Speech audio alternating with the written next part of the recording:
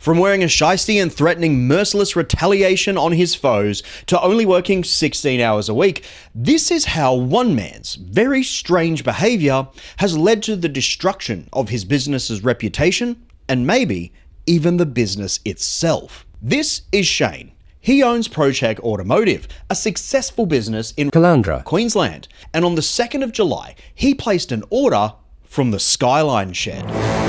The Skyline Shed is a name that some of you probably already know because I've covered some of their antics before. To Shane, this purchase seemed like a pretty straightforward transaction, but little did he know that placing this order would kick off possibly the most bizarre drama of the Australian car community in 2025. A week after placing his order, Shane still hadn't heard anything from the Skyline Shed, so he tried to reach out and find out what was going on. He sent them an email. No response. He tried to call. Nobody answered the phone. He sent them a message on Facebook. This time, a response. What followed was a confusing and aggressive exchange between Shane and the Skyline Shed where they told him actually, the parts weren't in stock when he ordered them. He doesn't understand how to run a business. He had sent his emails to the wrong email address, but rest assured they would get it sorted and he would get confirmation details on Tuesday next week. So, not wanting to push the matter any further, Shane let it rest. He decided to wait until Tuesday to get his shipping information. But then Tuesday came and passed and he had heard nothing. Not wanting to rehash the uncomfortable Facebook message exchange, Shane just decided to wait and see what happened. Hopefully, they would soon get around to shipping his order and he'd hear back in maybe a few days, maybe a week. But after a month passed, he still hadn't heard anything. But then something happened. A post on Facebook. The Skyline Shed was posting about how they were packing up customer orders and sending them out. Some of those orders were the same products that Shane had purchased. So, being a little bit cheeky and sincere, he asked if one of those orders was for him. Only to discover a short time later that he had been blocked. As it turns out, the Skyline Shed blocking Shane would end up being a critical mistake. In an act of desperation, Shane made a video and posted it to his business TikTok account, and the video took off.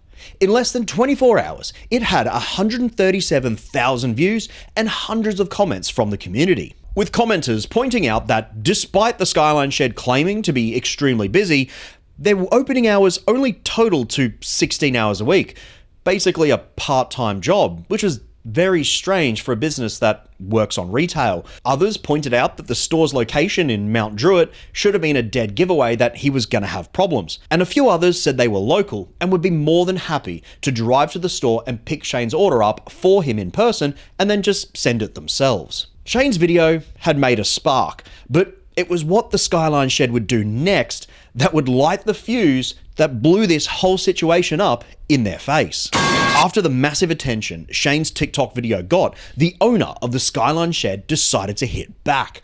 He made multiple posts on Facebook trying to roast Shane for his video, calling him a donkey and saying that he was going to roast him in his Sunday roast, a recurring bit that he had on the Skyline Shed's page where he would roast customers every Sunday. I don't know about you guys, but I think it's a bit surprising and strange that a business somehow has so many bad customers that they are able to pick one every Sunday in order to roast them. A lot of comments on Shane's follow-up TikTok videos seem to agree, brutally slamming the Skyline Shed's response and mocking him for his tough guy act. There's a reason their comments are turned off. Bit unprofessional on his behalf. How do you like them apples? Parts have been paid for are getting shipped. It's kind of the whole point. Trying to ride this new wave of attention, the Skyline Shed created his own TikTok account where he was saying he would post his upcoming Sunday roast of Shane, clearly hoping to capture the attention of the same audience that Shane had. And with the negative public sentiment towards the Skyline Shed continuing to build, the Sunday roast finally came. You said you didn't get a reply. When you got told, as soon as the parts are here, we'll send them off to you. That sounds like a fucking reply to me. You're telling lies. Brad, stop chatting shit. Donning a ski mask and a fake British accent, the Skyline Shed's owner, Mahmood, made a video where he tried to rebut Shane's claims about what had happened and the timeline of events compared with what Shane was claiming. And the community reaction was basically nothing. He got hardly any views on these videos on TikTok or on Facebook.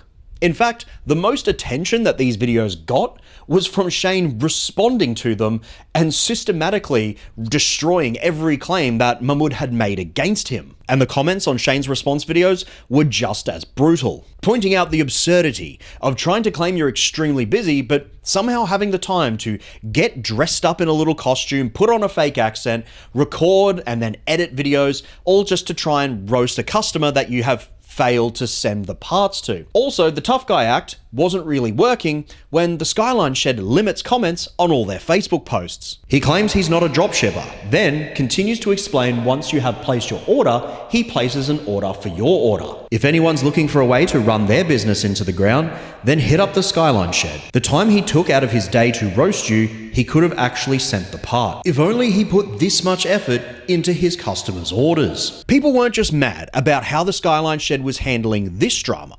They were coming forward with their own stories of their experience with the Skyline Shed too. I had bigger issues with these guys. I had a guy who was doing work to my car. He bought a faulty trigger kit and we couldn't get a refund, couldn't get a reply, no emails or anything.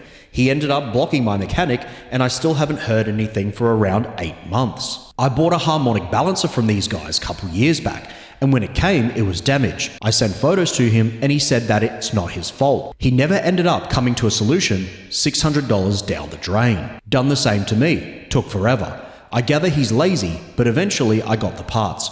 Would not go back to him.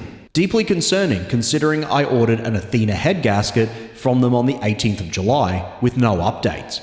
$500 out of an apprentice's pocket trying to build a Skyline. It seemed obvious to a lot of people in the comments how the Skyline Shed does business.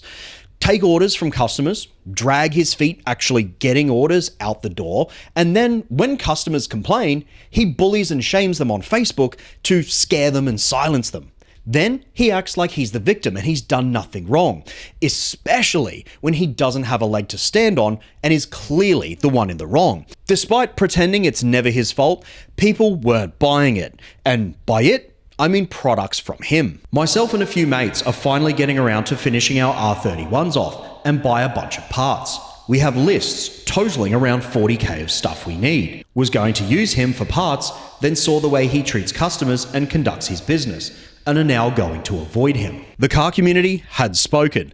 They weren't happy with the Skyline Shed owner's behavior or with how he conducted his business. But what came next would put the final nail in the coffin. After a week of going back and forth, eventually, the Skyline Shed did send Shane's order. Clearly, unhappy with the lack of response he got on TikTok, Mahmoud deleted the TikTok videos trying to roast Shane. And it looks like the Skyline Shed's Facebook page has actually been taken down by Meta. Now, we have no way of knowing why this has happened, but there are a lot of people speculating that it's because of the sheer number of reports that Meta got on the page and its posts for roasting people, effectively bullying them online, which is against the Meta terms of service. After a wild week of going back and forth, it looks like this drama has finally settled down. Shane eventually got his parts and more attention on TikTok than he's ever gotten before, and the Skyline Shed have lost their main platform to get attention online. The question now is whether they'll learn their lesson from this and recover, or if they'll fade into obscurity. In the past, I've covered the Skyline Shed and some of their antics with a much lighter touch. I've pointed out how this sort of business strategy where you bully customers, at least to some degree, actually does work quite well for a lot of businesses. If you can correctly toe the line between occasionally being rude to bad customers who deserve it and then taking responsibility when you do actually make mistakes and you own it, it makes your business more relatable, makes it more human. So when customers who make public complaints in bad faith, you can hit back at them pretty hard with a lot of cattiness and brutality, and the community generally will support you because they're used to seeing that kind of behavior. The key there is taking responsibility when you actually do something wrong. That's not something the Skyline Shed ever seems to do. It's never their fault. There's always an excuse, even despite poor communication and really long lead times on ever actually sending parts to people. They just always act like somehow everybody else is the problem and it's never them. In fact, this entire drama would have disappeared within 24 hours if instead of trying to roast Shane when his first TikTok video came out, they had have responded with something like, whoops, our mistake, that was pretty bad communication on our part. In the future, we'll try to do better to communicate with our customers. Or even better, if when he finally got in contact with them via Facebook, instead of being aggressive towards him, they had have just given him clear communication, he probably never would have made the original TikTok video. Anyway, tell me what you guys think in the comments. Have you ever had this sort of experience with the Skyline Shed or another business in the past?